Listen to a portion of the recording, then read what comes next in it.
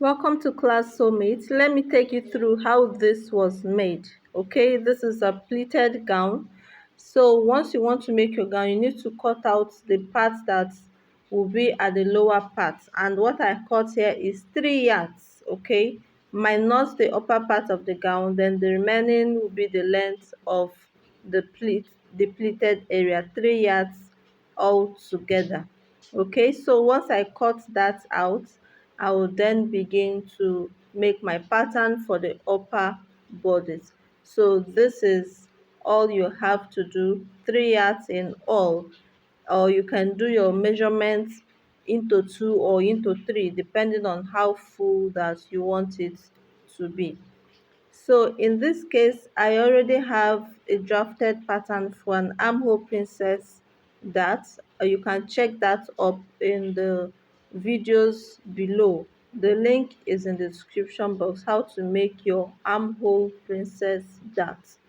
So I'm using an already made pattern to create this beautiful dress that you saw or that we are making. Okay, so in case there's any other alteration, I'll just have to arrange it properly and then proceed to cutting and transferring to fabric. So here I'm going to cut out all the patterns for everything, add my sewing allowance. Okay, so I'm cutting the patterns out, 1 inch for sewing allowance or 1.5 inch depending on what you can handle, then 1/2 inch for all other ones, 1 inch for the sides and 1/2 inch for joining allowance, right? So there's something I quite didn't do while drafting this pattern, so I decided to do it here, and that is contouring the neckline so that it does not gape.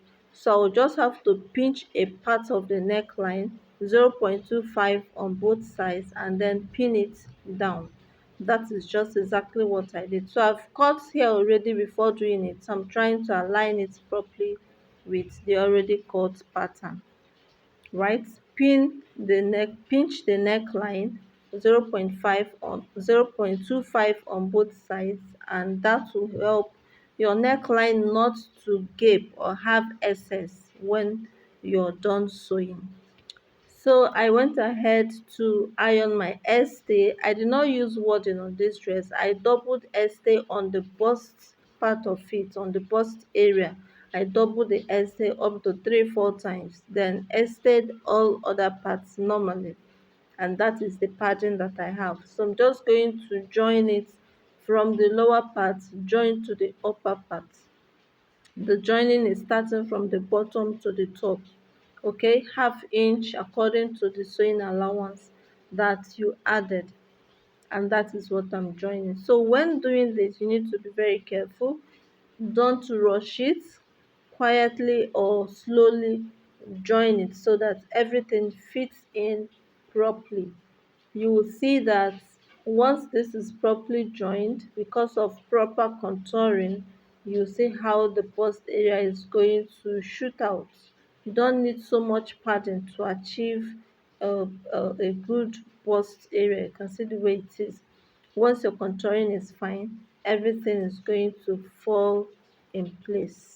Okay, so after joining the front part of it, I will go ahead to join the back sides, join the lining together and every other thing, which is just the fabric and the lining. Put them together. I'll go to the ironing table and iron all the seam lines open. Iron all the seam lines open.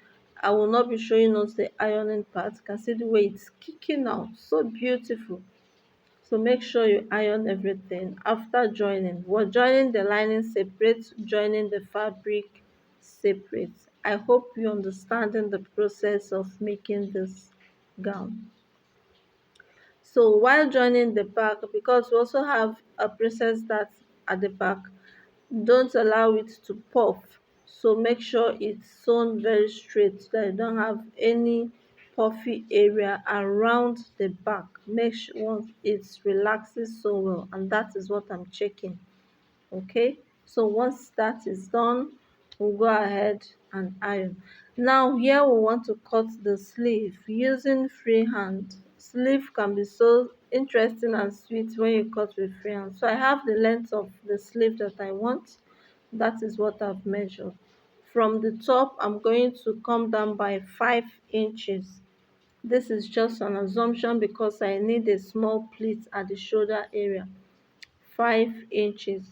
At that point of 5 inches, I'm going to measure my round armhole, okay, which is bust divided by 6 plus 1.5, including your sewing allowance. Then I will measure the base of my sleeve divided by 2 plus sewing allowance, and I'm going to connect them together using this. If the person's arm is not that, if the person does not have a Christian mother hand, you place your cuff this way. Then from the top, I'm just going to make a curvy connection. Curve towards the center of the line that you've marked, towards the center, and then once you pass the center, you can now slant your hand. Just watch the way it's going to be done, okay, just like that, as if you're writing the letter S on the fabric. Okay, so once I cut this out, now I'm going to use it to cut the second part. This is just to show us how it's going to be done. So my sisters, my brothers, if you've not subscribed to this channel, please kindly do so, as we bring more interesting videos your way.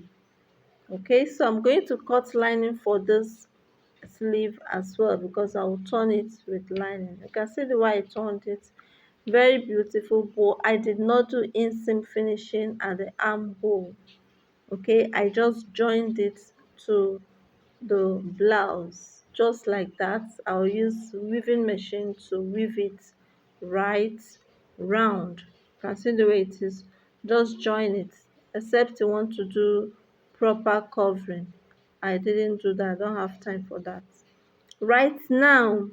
Okay, so join your, before now you must have joined the lining to the neckline, do a top stitch on it, iron it properly before attaching the sleeve to it. We've not done anything to the zip. Okay, so this is it. This is it. I use lining to turn the sleeve but did not turn the armhole. As simple as that. Okay, now the next thing we're going to do is to attach our flay, which is the pleats. Okay, I've done some part of it and we're going to do the other part. Now you can divide this flay, this pleats, by the amount of measurements that you have. We have front and back. You can divide it into two, front and back, and then measure the amount of pleats you want in each position. You can decide how many positions you want on the bodice, how many parts you want to have the pleats, and make sure that everything is equal. Okay, if it's 2 inches that you're folding, make sure you have 2 inches on all the parts that you're going to fold. And that is why it's necessary to calculate it before you start folding, so that you don't waste so much of your time trying to do this, right? You can decide whichever type of pleats that you want. So once you're done pinning it down, check on the outside to see how it is before you start sewing. All right, so this is it so far. Thank you for watching. Bye.